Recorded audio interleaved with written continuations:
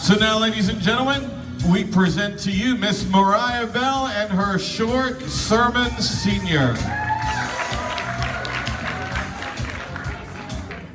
Philippians 4:13 says, I can do all things through Christ who strengthens me.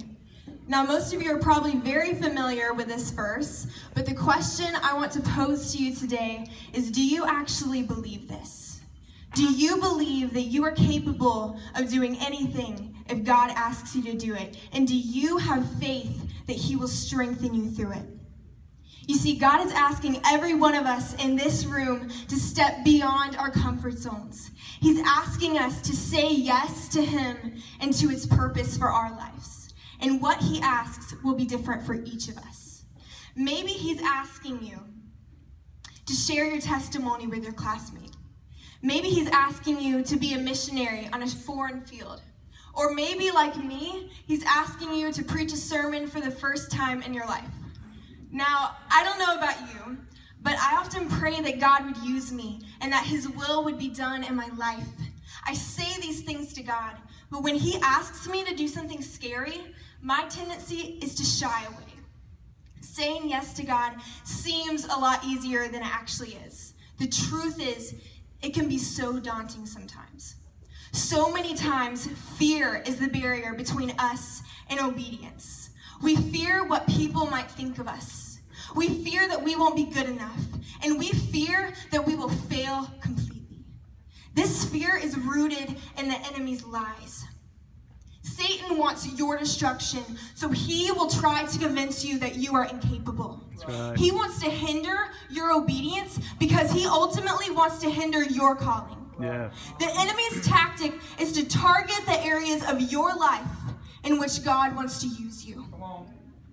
About 2 years ago, I remember him slipping lies into my head and targeting my voice.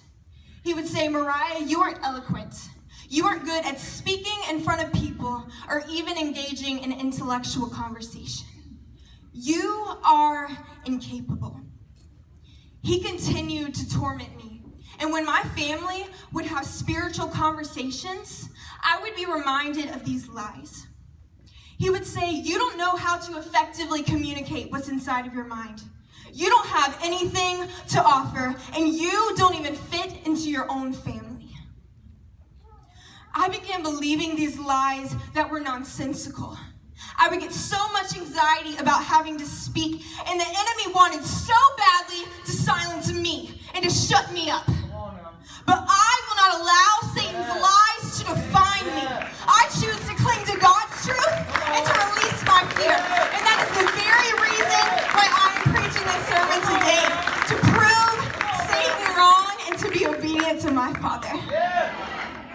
So I am here to tell you that when you feel incapable, God is enough for you. 2 Corinthians says his power is made perfect in weakness. Instead of focusing on your anxiety, just release it to Jesus. Joshua 1:9 says, have I not commanded you? Be strong and courageous. Do not be afraid. Do not be discouraged, for the Lord your God will be with you wherever you go.